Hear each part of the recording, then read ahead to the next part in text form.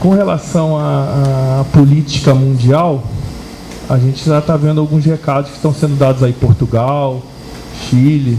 Assim, é debate, né? Então, assim, eu gosto de ser polêmico em debate, que aí espeta e todo mundo fala.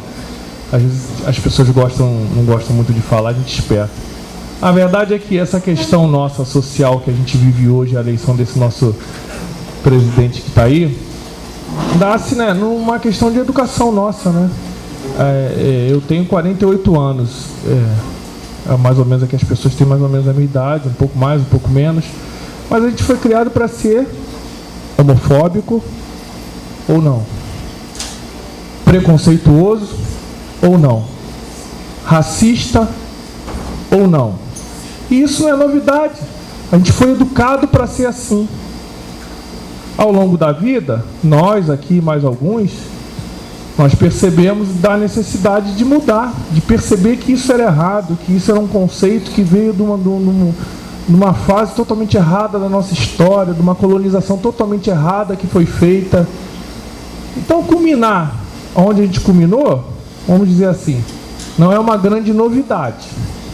Não é? Porque todo mundo aí, eu garanto que todo mundo aqui, nesse plenário, teve e ainda tem uma desavença na família por conta da eleição. Ou não? Agora, quanto tempo essas pessoas ficaram enrustidas? Não é verdade? Isso é que me assustou. Quanto tempo tinha um racista que não chegava na cara e falava que eu era um preto safado? Quanto tempo? E hoje chega e fala. Eu até agradeço a eleição, porque sim, a gente passou a conhecer. Eu comecei falando por aí, porque eu só quero fazer uma síntese de uma coisa. É um momento rico da história. Ele está mostrando quem é quem e como as pessoas são. E o que a gente tem que mudar. Perfeito? Sindicato. E aí, eu digo pelo meu, perde-se mais tempo discutindo cargo do que se discutindo base. Movimento social. Quando o Lula se elegeu, o que todo mundo fez? Todo mundo agarrou no Lula, foi trabalhar ou foi discutir onde que eu me agarro para ganhar um cargozinho ali, aqui? Não estou dizendo que não trabalhou. Então, foi novidade o Bolsonaro ser eleito? Isso foi feito de forma escondida, velada, ninguém via, ou a sociedade está vendo isso? Não é? Então, assim, SUS, né? É o maior sistema de saúde do mundo. Os americanos estiveram aqui, o Fadel sabe isso há 2, 3 anos atrás, para copiar esse modelo, para levar para lá. O SUS cuida de coisa que o pessoal fala mal do SUS. A comida que você come no restaurante é o SUS é quem cuida. A fiscalização é por conta do SUS. Tá certo? Pessoal, aí fica todo mundo quer ter um plano de saúde. Sabe onde foi criado o plano de saúde? Vou dizer. No Hospital Ordem Terceira da Penitência, na década de no ano de 1969. Por quê? Porque o tráfico ia lá, tinha um morro já lá, ia lá, tomou tiro e que tinha que ser atendido. Aí o que ele fez? Ele chamou, não. Vem cá vocês, vai pagar uma taxazinha pequenininha. Perfeito? E aí a gente atende. Então ele recebia um pouquinho e atendia. No fim do governo militar, a saúde pública estava sucateada, aí se criou a saúde suplementar. Que eram os planos de saúde. Que na época, quem lembra bem, o plano de saúde era um valor baixinho. Era uma maravilha no início. Só que aí virou nicho de mercado. Virou capital. Como é que eu faço para ganhar dinheiro com esse negócio? Ele deixou de ser um complemento para ser algo lucrativo. Do mesmo jeito que boa parte das UPAs, eu não tenho certeza se todas, me corrija se eu estiver errado, porque foi um médico que me disse isso, não é uma informação que eu li, foi um médico que me disse isso. As UPAs começaram muito bem e depois foi lá, a iniciativa foi entregue em mão de cooperativa. E aí, o cara que é da cooperativa, ele quer ter o lucro para a cooperativa. Então, se naquela UPA tem 10 remédios, ele fala assim, vou botar 5. Porque eu recebo tanto do Estado. Então, assim, o problema é o sucateamento das ideias. Não é verdade? É chato a gente perceber, o trabalhador hoje tem que estar doente, para garantir seu emprego. Porque qual é a política de prevenção? Não existe. Aí vamos lá, reforma da Previdência, né? Foi aprovada? Já começou? Ela nem começou e o que está aí não é a reforma da Previdência. Todo mundo não está percebendo o que está acontecendo? É que eles querem sucatear essa Previdência para entregar na mão dos bancos. Aí vai aparecer um Bradesco, então vai falar assim, ó, você vai trabalhar 35, 60, não, aqui tu trabalha até 30 só. Vai pagar mais 10% e vai fazer 3 seguros comigo. Ou não? E isso está na segunda parte dessa PEC aí. Ele já fala em entregar o fundo de garantia também para os bancos privados, tirar da Caixa Econômica. Ou seja, enquanto a gente se render à política que os bancos estão, aqui no Brasil, não é no mundo não, aqui no Brasil, porque aqui, lá nos Estados Unidos, como ele disse aqui, lá se dá dinheiro na mão. Mas lá o juros de cartão de crédito é 1% ao ano, se não chega a 1% ao ano. Aqui é mais de 400 ao mês. Então não tem dinheiro que eu te dê que você vai lucrar. E qual foi a política pública que teve no país que combateu isso? Eu estou sendo provocativo porque eu percebi que por um tempo boa parte da população perdeu a capacidade de se indignar. Vou explicar vou dar um detalhe. Olha que legal, o aplicativo do banco. Eu daqui, eu estou fazendo aqui, estou falando aqui com os companheiros, vou pegar meu celular e já mando que minha esposa está precisando de dinheiro, eu mando lá para o Santander. Maravilhoso. Você pagou menos tarifa por isso? Você paga mais por isso, você trabalha pelo banco, caixa eletrônico. Você vai no carro, você faz tudo, você trabalha pelo banco, você trabalha por ele e paga para isso sorrindo, gente. Porque é legal, porque é bom. Ou a gente percebe que a gente está sendo enganado nessa evolução, que a gente não para mesmo, porque o mundo evolui. Eu não estou dizendo que tem que parar a evolução. Vamos lá. Uma transação na boca de caixa custa para o banco R$ 4,80. No caixa eletrônico custa R$ 1,60. No seu celular, sabe quanto custa? 9 centavos. Custa para o banco. 9 centavos para o banco. Que ele tem de prejuízo com aquilo. Você paga mais tarifa, tá certo? Você paga mais tarifa e trabalha para eles de graça. E a gente está achando isso bom. Qual o trabalhador aqui que entra no mercado de trabalho hoje? Hoje você é imposição. Você vai lá, abre a conta no banco. Depois você faz o exame admissional. Qual é a outra fase? Abrir a conta no banco. Vai lá, procura gerente tal, no banco tal, abre sua conta lá. Gente, então, entenda, eu digo que o momento é rico, porque para mim, com todas as maldades que está acontecendo, né, o que eu sempre digo, até para fazer maldade você tem que ter o coração bom, para ela dar certo, a maldade dar certo. Porque se você for mal mesmo, ela dá errado. Ela não dá certo. E eu acho que eles são tão maus que não está dando certo, porque ele disse que ia acabar com o PT, olha o PSL aí. Deu certo? O ataque que o partido político sofreu, não estou fazendo mérito de julgamento se está certo ou errado, tá? Mas um ataque, quem sobrevive a um ataque desse tipo de todos os lados? E está aí. É o partido que mais filiou no ano passado. Enfim, eu fiz, não dá para a gente falar muito, a gente tem que tentar fazer uma síntese, mas eu acho que assim, eu fui provocativo. Por quê? Porque eu vi nesse tempo que eu tenho 15 anos de sindicato, milito na Secretaria de Saúde, atendo toda aquela banqueirada lá, aqueles bancários que estão doentes, e o que eu percebo é que tudo se torna um meio de aonde eu vou ganhar. Muito me preocupa. Só mais um minuto. E a questão ambiental, ninguém falou. Vamos lá. Está lá a Amazônia pegando fogo, eles tocando fogo na Amazônia, porque tentaram entregar lá para os Estados Unidos, não conseguiram, então vamos tocar fogo, porque aí a gente... Beleza? Aí o que fizeram aí? Para tirar o foco, ninguém mais está falando disso.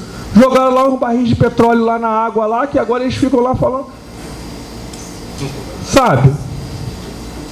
Ou a gente... Esse governo... eu tenho certeza que ele não consegue se refazer.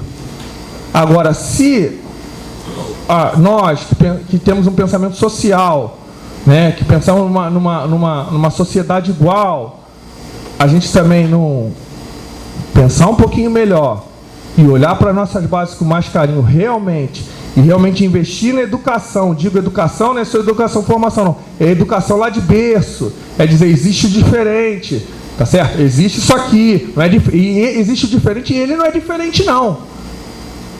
Deus é para todos. Nada muda. Agradeço aí a todos. Desculpa se eu fui um pouco radical, mas é o que eu penso. Muito obrigado aí. Então, obrigado, Gilberto.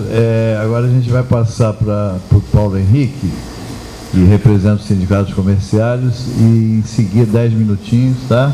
Eu vou puxar mais a parte para os comerciários, para a parte da saúde, né? Claro que a gente vai entrar também na reforma trabalhista, né? Como vocês falaram aqui, tem uma parte da reforma trabalhista que, se a empresa, né, qualquer tipo de empresa que der os IPIs para os trabalhadores, ela não precisa mais pagar periculosidade. Vocês sabiam disso?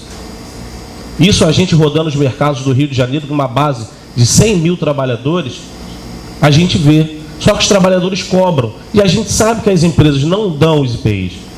Você vai em qualquer mercado, né, porque agora eles estão com essa moda de colocar já a carne em bandejinha, né? Você não sabe se a carne tem uma procedência boa, se a carne está na validade, né? Mas eles estão com essa mania de já botar tudo cortadinho para você, a sua comodidade. E isso tira o trabalho dos açougueiros. Isso aí a gente já vem perdendo emprego, né? Vem perdendo trabalhadores no seu local de trabalho, no comércio, né?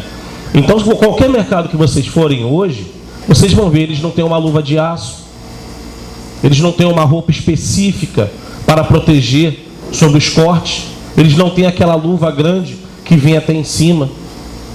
Você pergunta o gerente diz que ele já deu para o trabalhador, mas é o trabalhador que não gosta de usar. E se você chegar para o trabalhador fala, não, eu não sei. 4 pessoas entram na câmara frigorífica, uma japona só para os 4. Ele entra sozinho dentro da câmara frigorífica, entra sozinho. Já tivemos casos de trabalhadores mortos entrar na câmara fria, ficar preso, ninguém vê e morrer. Então é isso que a gente tem que tá fiscalizando. E o nosso sindicato, como mesmo o Jesus falou aqui, que não tem que ser o mesmo presidente a vida toda, nós ficamos com a família Matarroma. Desde do golpe militar, 69, 50 anos no poder. 50 anos no poder, onde roubaram, que a Polícia Federal, o Ministério Público não sabe ainda, que foram mais de 100 milhões de reais roubados da categoria. A gente sabe que foi muito mais. Onde eles tinham jatinho, né? Tinha helicóptero, frota de táxi, empresa de táxi aéreo, né? Então isso já vem há muito tempo. Aí o que eu chego para a categoria e falo com a categoria o quê? Não, sou o novo diretor do Sindicato do Comércio. Eles vão falar o quê para a gente? Como falam até hoje. E daí? Vocês são ladrões. A gente paga hoje pelo sindicalismo safado que tinha antigamente. Eu não estou falando que são todos, não. É porque quando você está no poder, você não quer sair. Você quer ficar ali. Como Jesus falou, você acaba entrando no vício. E você acaba prejudicando a categoria. Nós tivemos a entrega de cartas de oposição no sindicato, na base de sindigêneros, que são 100, 110 mil trabalhadores. Nós tivemos 40 mil cartas de oposição. 40 mil cartas de oposição. Mesmo a gente dando um reajuste em cima da inflação de 0,7% com retroativo. Eles preferem pagar o Uber para chegar no sindicato, enfrentar a fila, para não pagar R$24 por mês, porque você lutou, o sindicato lutou pela categoria para ter esse reajuste, para manter a manutenção dos benefícios, né? Onde que os trabalhadores não querem se importar hoje em dia, por causa dessa política que vem, essa política que cresceu do Bolsonaro, onde que ele coloca que sindicato não existe, sindicato é feito de safados, de pessoas que não trabalham, de pessoas que pensam por si próprio. Hoje, eu sinto uma tristeza danada, porque eu sou de São Gonçalo, trabalho aqui no Rio, sou comerciário aqui no Rio, eu passo pela Contorno, eu vejo vários estaleiros fechados, a Aliança, a Clean, onde que gerava lucro para o estado do Rio de Janeiro. O Rio de Janeiro era o estado que tinha mais royalties, onde que essa politicagem safada fez a gente dividir também, com estados que nem tinha. Vocês estão entendendo? Então eu fico chateado. Onde que esse governo quer acabar realmente com os sindicatos? Os trabalhadores, eu escuto trabalhadores falar, tem que acabar com o sindicato mesmo.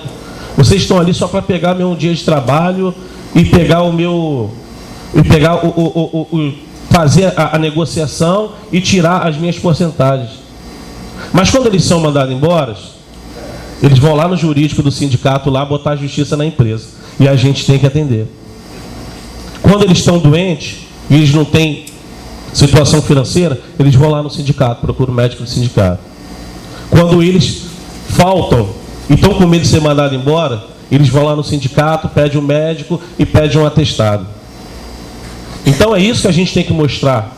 A gente tem que mostrar isso para os nossos trabalhadores.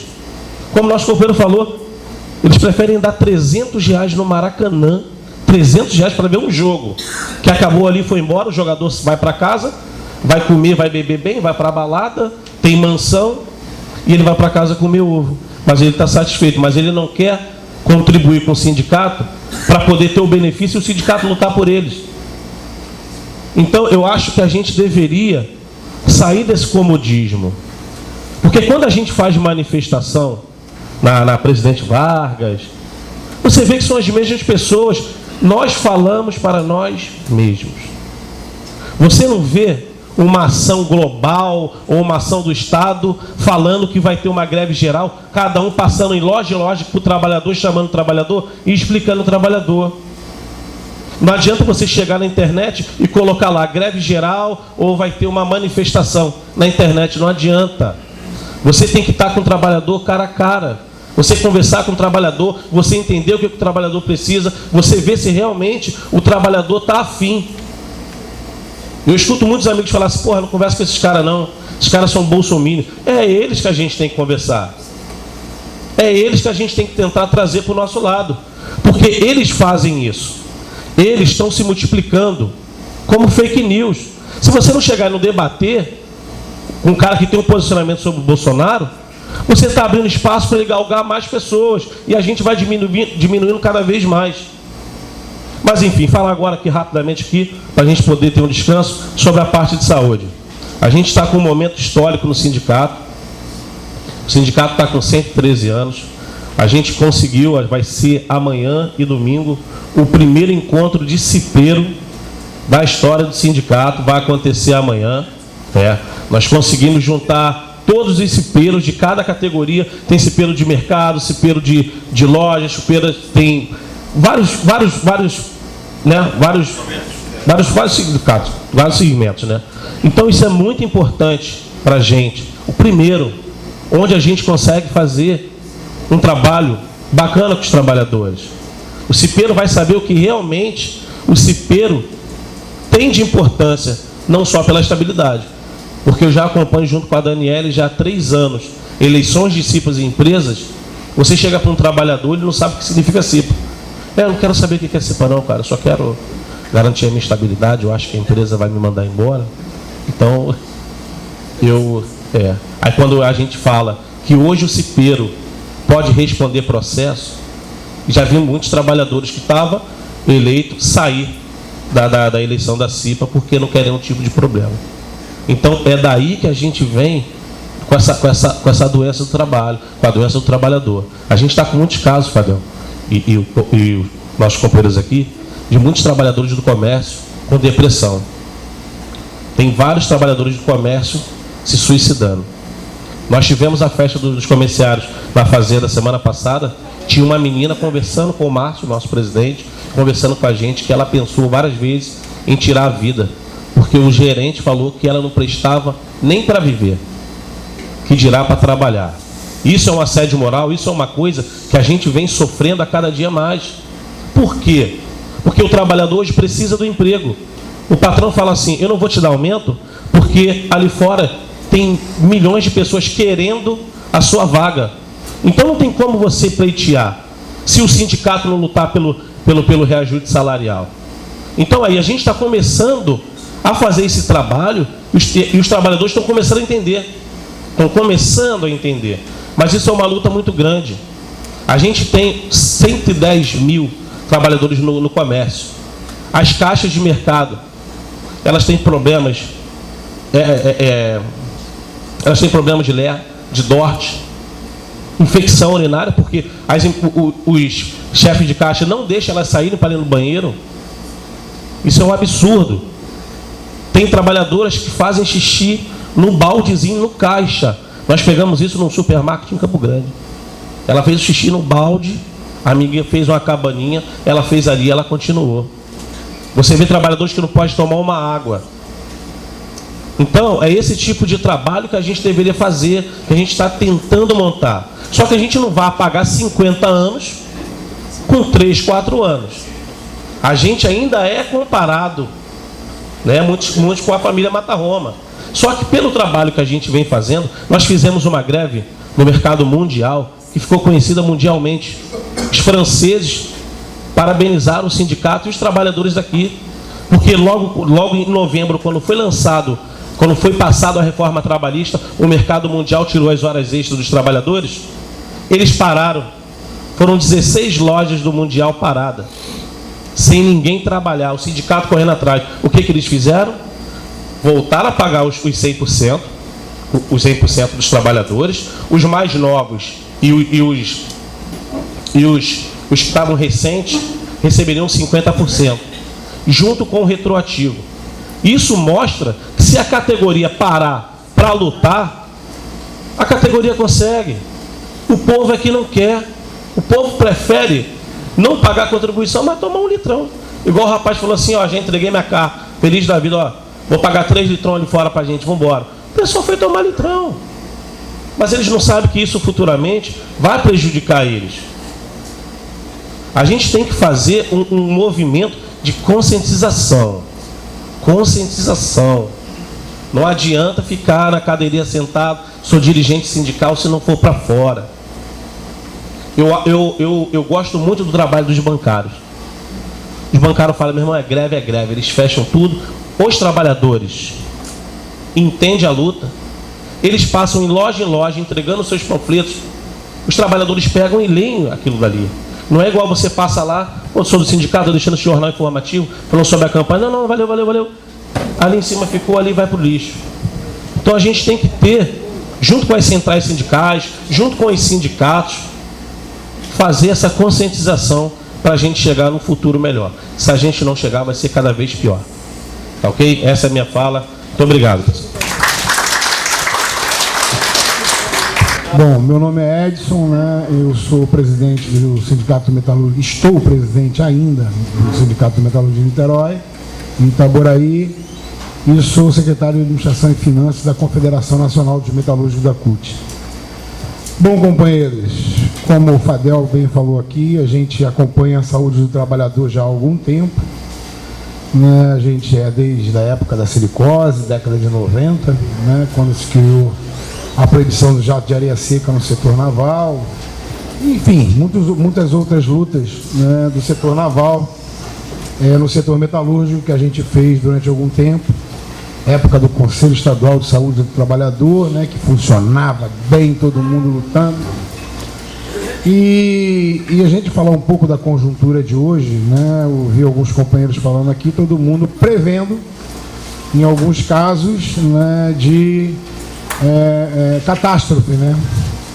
E eu acho que eu vou falar para vocês aqui do meu sindicato a catástrofe que já aconteceu, né? No caso aqui eu vou mostrar o que está acontecendo conosco em Niterói, pode acontecer com cada um e cada uma aqui de cada sindicato. Na verdade, tudo começa, né? A gente retoma através do companheiro Lula a indústria naval do Brasil, né, e fica pungente, chega a ter né, empregos diretos, 82 mil trabalhadores diretos no setor, no Brasil inteiro. E quando entra aí, na passagem, após o golpe, né, o governo Temer e a Lava Jato, ela não acabou com a empresa ou com algum local de trabalho, não. Ela extinguiu praticamente toda a atividade econômica da indústria naval brasileira, né? Porque acabou sendo penalizado os trabalhadores é que foram penalizados, né? Com todo o negócio de que a empresa roubou. Primeiro, na indústria naval não teve envolvimento da Lava Jato, ou seja, não teve o crime da Lava Jato dentro da indústria naval. Mas empresas envolvidas com a Lava Jato tinham filiais dentro ou eram sócios de empresas ligadas ao setor naval. E não é segredo para ninguém, a indústria naval brasileira faz o nome do Lula elevar no Brasil inteiro quando ele retoma a indústria naval brasileira. Então, na verdade, a Lava Jato, os problemas que aconteceram dentro da indústria naval, paralisação, desinvestimento da Petrobras, né, que foi o crucial. Quem acaba com a indústria naval nesse período agora, do ano de 2015 para cá, se chama o chamado do tal do Aldemir Bendini, que começa, ainda dentro do governo Dilma, infelizmente, dizer que a Petrobras, por conta dos escândalos fora do Brasil, dizer que a Petrobras precisava desinvestir. E tinha um período de desinvestimento, 2015, 2019, criado por ele, né, e que acabou paralisando as empresas. Né? Eu nunca vi contrato assinado, foi interrompido. Tem 3 navios para terminar no estaleiro Mauá e foi todos os trabalhadores foram demitidos sem indenização. Então tem N coisas que aconteceram. E hoje em Niterói, que nós tínhamos 15 mil trabalhadores diretos, né, e em torno de mais 5 mil indiretos, né, ou seja, 20 mil trabalhadores estão na rua, né, hoje, desses 20 mil, hoje tem apenas 900 a 1.000 trabalhadores ainda dentro de algum estaleiro que está terminando algum pequeno serviço ou reparando embarcação. Então, Niterói, assim, é o percentual, o maior número de desempregados da indústria naval do Brasil. É o município com o maior número de desempregados. E esse desempregado, vamos dizer assim, aumentou para o lado de Itaboraí, porque as empresas que produziam nave peças estavam pegando, com o subsídio que o município de Itaboraí estava dando para a ocupação da área industrial daquele município. As empresas também que foram para lá, a gente tem o nome de 2 grandes empresas que foram para lá, que era uma parte do estaleiro Aliança e a parte do estaleiro ETP, que fizeram o pátio de construção de blocos e módulos no município de Itaboraí, fecharam também. Então, o município de Itaboraí ainda tem também do setor naval 2.500 trabalhadores demitidos. Para São Gonçalo, né, que aí não é a minha base, mas também que fechou tudo, está tudo parado. Então a indústria naval do Rio de Janeiro, ela tem possibilidade com reparo naval, com vários outros tipos de construção, de se manter. Mas nós temos um problema muito grande. Esse problema muito grande é que a indústria naval, ela depende do governo. Como é uma empresa, como é uma indústria de alto investimento financeiro, ela precisa, né, do Fundo de Marinha Mercante e de outros tipos de investimento governamental. Não é diferente fora do Brasil, não, tá? Em todo lugar do mundo, né, no Brasil é empréstimo. O governo faz um empréstimo de até 90% para a construção da embarcação. E fora do Brasil, tipo China, é subsídio. A China subsidia para manter os chineses trabalhando 50% do valor da embarcação. Por isso que todo mundo fala que na China é mais barato. Mas não é mais barato, é o governo que investe para não ver o povo desempregado. E essa é a diferença. E aqui não. A gente conseguiu, possivelmente a gente estaria dando exemplo para o mundo, né, quando você vai construir um navio. O navio tem um fundo de marinha mercante que é oriundo do próprio frete, que é feito nos navios. Esse fundo, ele é instituído e fica lá dentro do BNDES, parado, aguardando um dono de navio que queira construir um navio novo. Então o próprio frete vai e cede, ou seja, o governo não tira dinheiro, né, de superávit primário ou do próprio do fomento do governo, dinheiro de subsídio do governo para a construção naval. É a própria construção naval, é a própria indústria naval que se autofinancia. Né? Mas as pessoas, quando não gostam da indústria naval, a gente não tem uma política, infelizmente, de Estado, estamos com uma política de governo. Então, quando o governo não gosta da indústria naval, a indústria naval brasileira quebra. Quando o governo gosta, ela sobe de novo. Então, a indústria naval brasileira é sempre assim. Né? Tem sempre um gap que atrai. Agora, nesse exato momento, né, nós estamos com 4 mil trabalhadores, né, aguardando suas indenizações do estaleiro Mauá, né, que é o mesmo dono aqui do estaleiro ex aqui na Ilha do Governador, onde o companheiro Luizinho era funcionário também. Mais 3 mil aqui, então somos 7 mil trabalhadores desempregados só na indústria naval e mais 6 mil da Avianca. A Avianca também era do mesmo sujeito. Então está todo mundo, todos os trabalhadores da Avianca, todos os trabalhadores do Mauá, todos os trabalhadores do EISA, todos desempregados sem suas indenizações. É isso que essas pessoas fazem. Ele é um judeu, boliviano, com cidadania colombiana, cidadania americana, cidadania brasileira e como judeu israelense, né? Então, o cara anda o mundo inteiro e ninguém prende ele. Ele está agora na Itália tentando comprar 38% das ações da aviação Alitalia. Né? Então, é isso que o nosso país produz. Deu dinheiro na mão do cara, o cara saiu com dinheiro daqui e nós, trabalhadores, estamos penalizados. Concomitante com isso, o pouco que resta de emprego em Niterói está aparecendo pelo reparo naval. E aí, Fadel, traz para a gente, né, que discute, que conversa saúde, um problema grave novamente.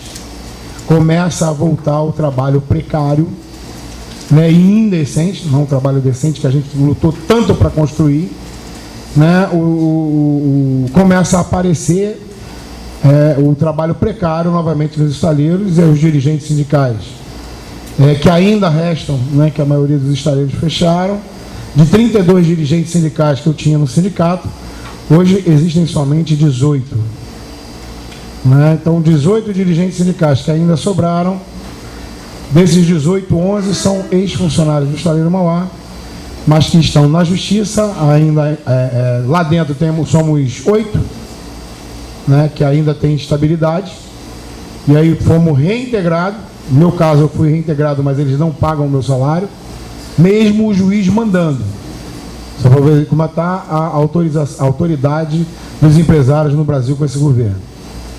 Não pagam o meu salário, com um acordo, com um monte de coisa feito com a direção anterior do estaleiro. Bom, mas enfim.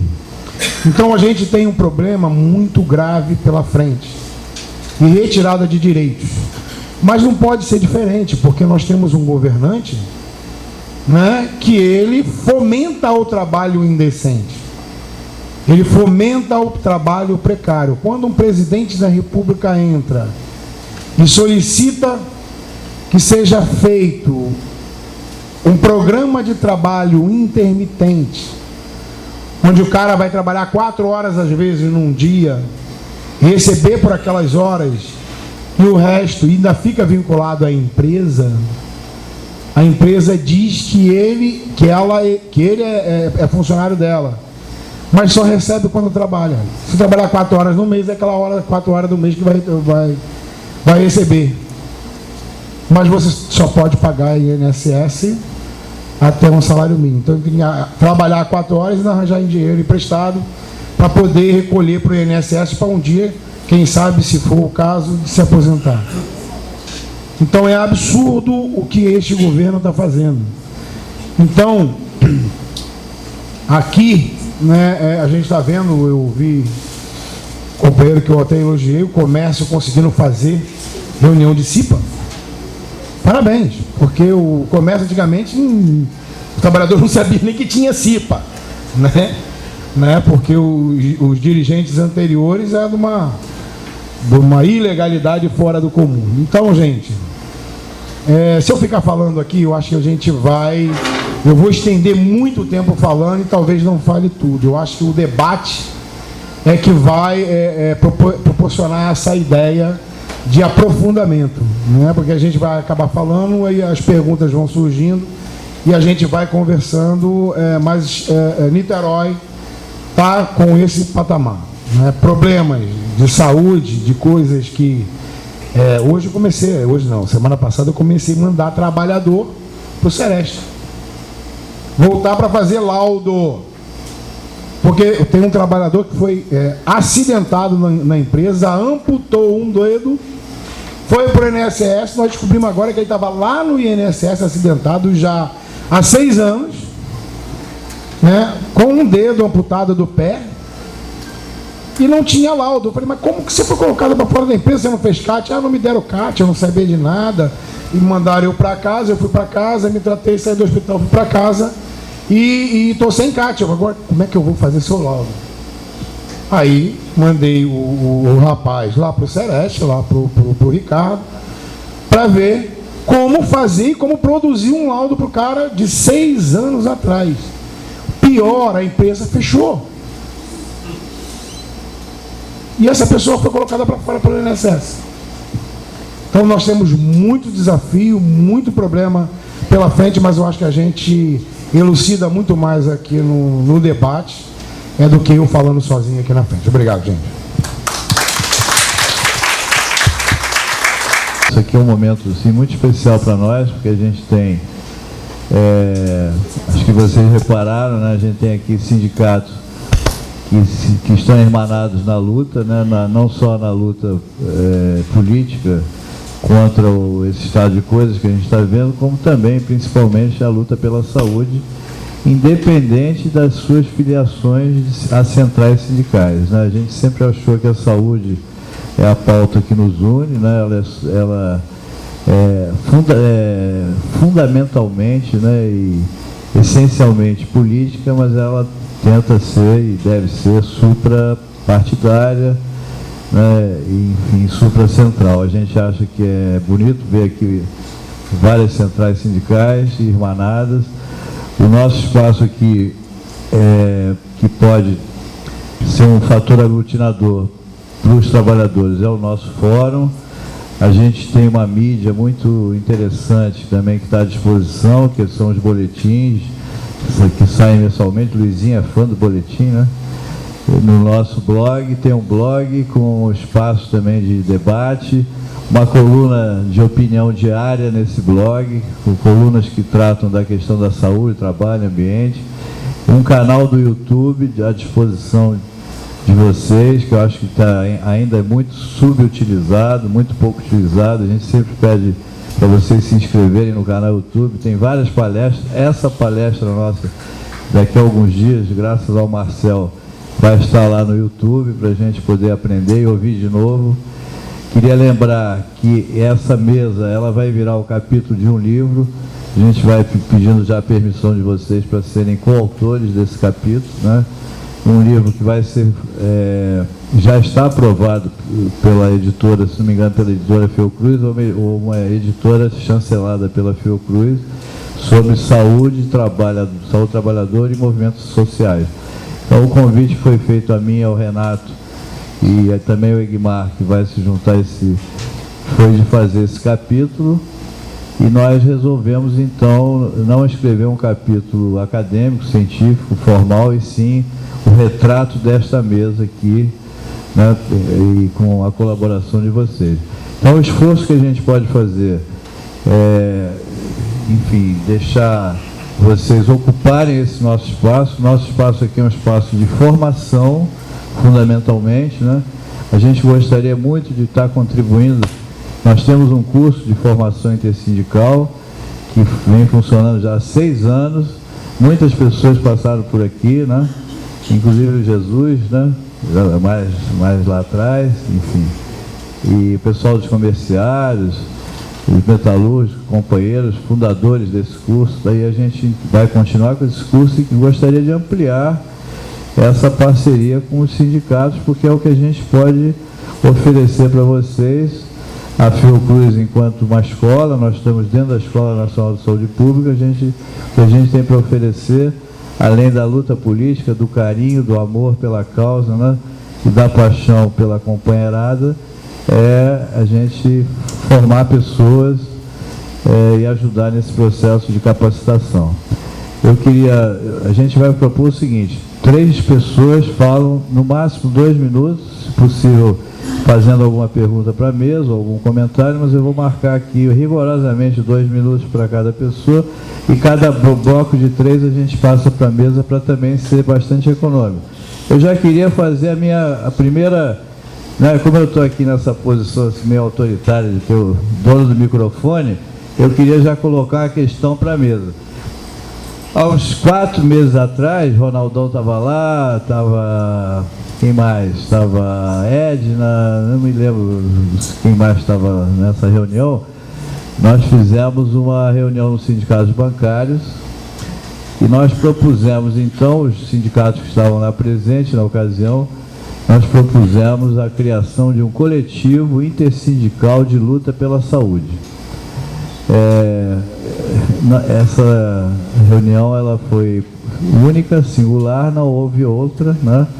E aí, aproveitando aqui que a gente tem alguns presidentes de sindicato, alguns dirigentes que têm um poder, digamos assim, decisório, queria provocá-los a gente, de alguma forma, nós temos um fórum intersindical, né? E esse fórum, ele é um espaço aberto, não só para o sindicato, mas a gente queria provocar vocês, gostaria de ouvir vocês em relação a isso. Se a gente tem fôlego hoje, se tem perna, se tem capacidade de ampliar um coletivo de luta pela saúde, né? Não só pela saúde do trabalhador, mas de luta pela saúde, com a agregação de um número maior de sindicatos, e principalmente com a participação das centrais, né? Porque a gente sabe que a central ela tem uma capacidade de aglutinar vários sindicatos na sua base. Então eu gostaria de colocar já para você essa pergunta. É possível a gente encaminhar? O coletivo já tem, né, de alguma forma, já tem uma sementinha dada, e se a gente pode, inclusive para resolver essas questões, laudos periciais, a postura necrófila, né, do INSS, enfim, então a gente discutir inclusive questões de ordem, digamos assim, da saúde propriamente dita do trabalhador. Então, está aberta a palavra, quem vai se inscrever primeiro? O trabalhador nunca teve essa cultura de contribuinte ao seu sindicato. Isso aí ninguém vai tirar isso do trabalhador, sempre foi assim. Nós éramos, em 70 até 80, nós éramos 250 mil nessa categoria, porque abrangia outras cidades, como Paracambi, Caxias e por aí afora. E nunca tivemos um grau de sindicalização que ultrapassasse 8 mil no universo 250. Então isso é cultural, não adianta, a gente não consegue trazer eles para nós, porque hoje existe uma política, né, neoliberal aí, onde os caras catequizam a sociedade a abandonar o sindicato mais do que já era abandonado pela categoria. Então, quero te colocar isso, porque tem gente que pensa, não, vamos fazer um trabalho. Por mais que a gente faça o trabalho, a gente não consegue trazer o trabalhador, que hoje, então, com essa garotada aí, não sabe nem o que é sindicato, sabe nem esse segmento, sindicato é o quê?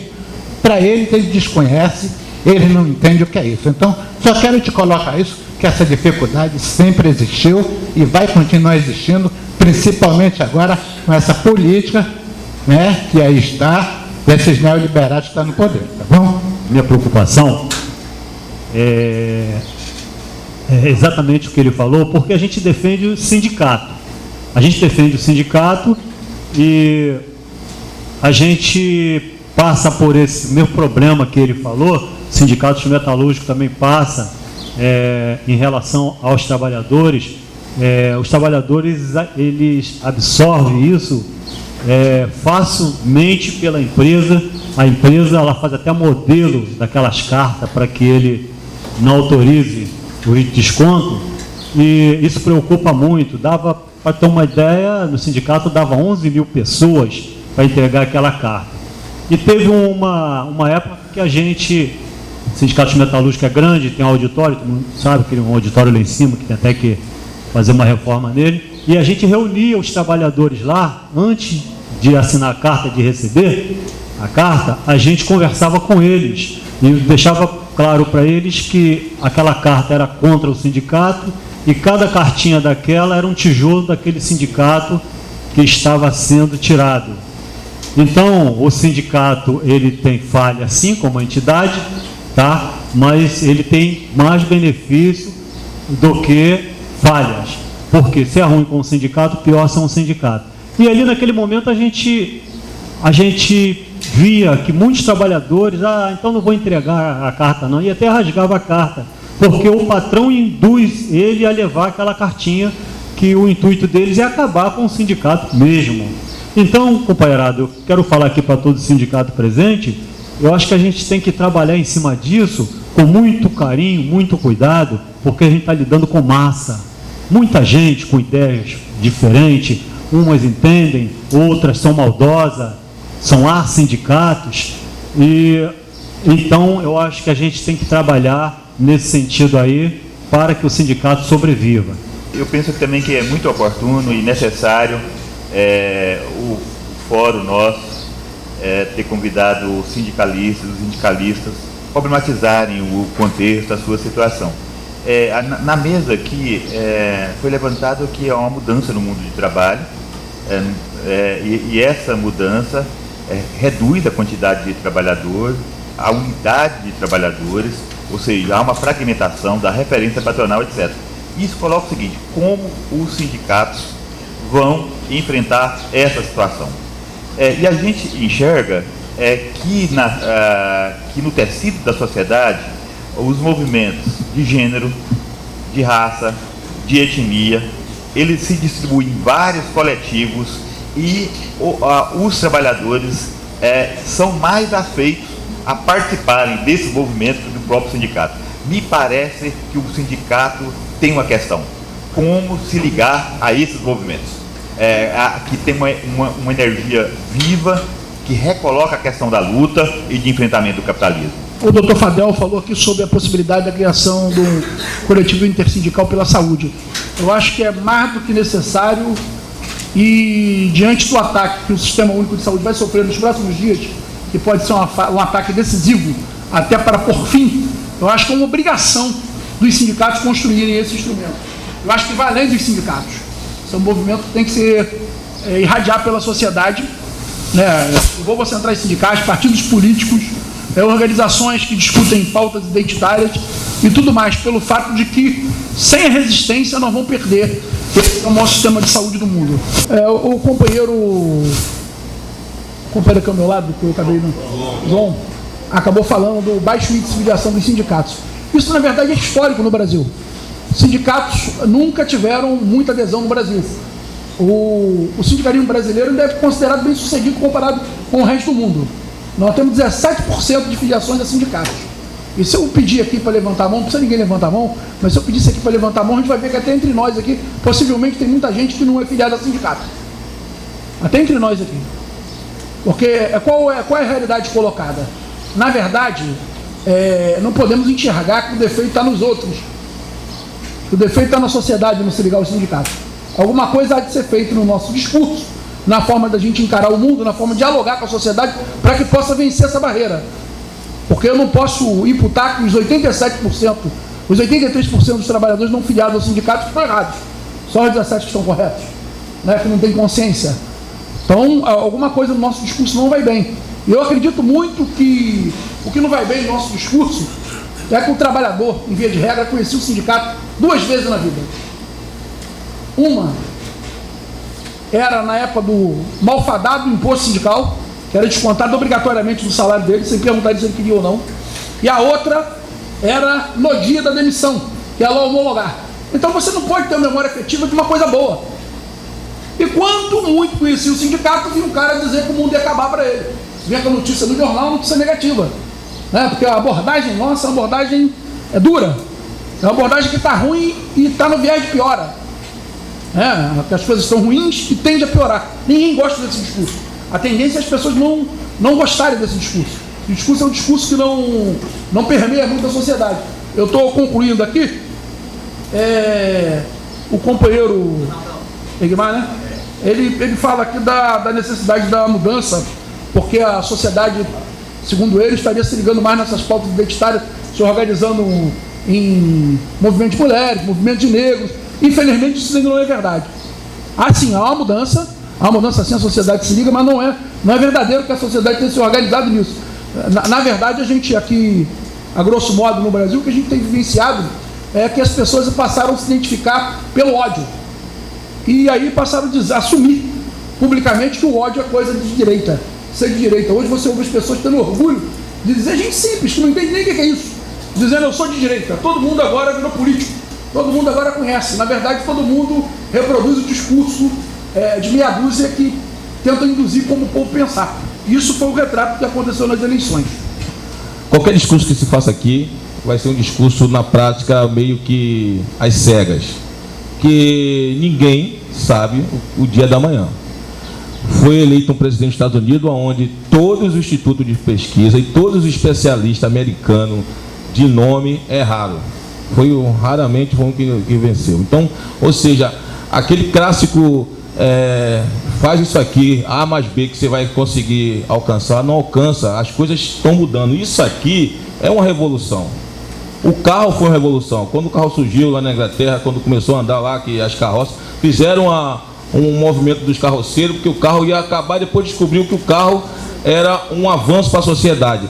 Isso aqui nós temos que fazer com que seja um avanço, porque hoje ele está sendo um retrocesso. Mas a tendência é que ele não consiga mais sair disso. Então, coisas que você não consegue retirar do nosso meio, você tem que se adaptar. Lá fora já estão inventando algo, tipo um digital, o cara vai ter um digital. Todo mundo que vai entrar em qualquer no Facebook, alguma coisa, ele vai ter tipo uma carteira. Eles estão tentando limitar a disseminação de qualquer coisa, que a pessoa hoje entra e ela acha que está escondida. Na verdade não está. Esses pedófilos aí entram achando que está escondido, vai lá e os caras pegam ele. Mas não é bom pegar esses caras, é bom evitar que ele entre. Porque não é bom um pai de família. Você vai ver os caras que são pedófilos, um é médico, o outro é não sei o quê, porque ele acha que a web é a terra sem lei. Então nós precisamos pegar isso que é uma maldição hoje e transformar como sociedade, não só aqui, não adianta só no Brasil, mas no mundo todo, e transformar isso numa coisa benéfica, que na verdade, teoricamente, é um benefício você ter a voz, você poder conquistar o seu presidente e eleger seu presidente. Hoje elegemos um presidente que não precisa nem classificar, porque não tem classificação. Mas, futuramente, se tiver uma ditadura no país, isso aqui vai derrubar a ditadura também. Eu acho que isso aqui, qual a ditadura que se sustenta com isso aqui? A Primavera Árabe, como é que foi? Deram uma porrada lá num feirante, através disso aqui, que tinha ditadura nesse país todo, conseguiu derrubar boa parte daquelas ditaduras. Então, na verdade, o que hoje é prejudicial para a gente, porque derrubou o nosso projeto, amanhã pode ser benéfico se houver um retrocesso no país. Então, nós temos que usar essa ferramenta em benefício, como trazer os trabalhadores. Mas para trazer os trabalhadores, não pode negar que nós precisamos nos atualizar como discurso e como entender como conquistar essas pessoas. Porque se a gente ficar só dizendo que está errado e não mostrar qual é o caminho correto e nos atualizar, nós vamos ficar sempre para trás, como ele falou aqui, achando que nós somos ladrão, que nós somos isso. Porque às vezes um aparece como ladrão, todos os outros carregam a cruz. Desculpa, eu sou Jesus, mas não carrega essa cruz não. Então, muito obrigado aqui.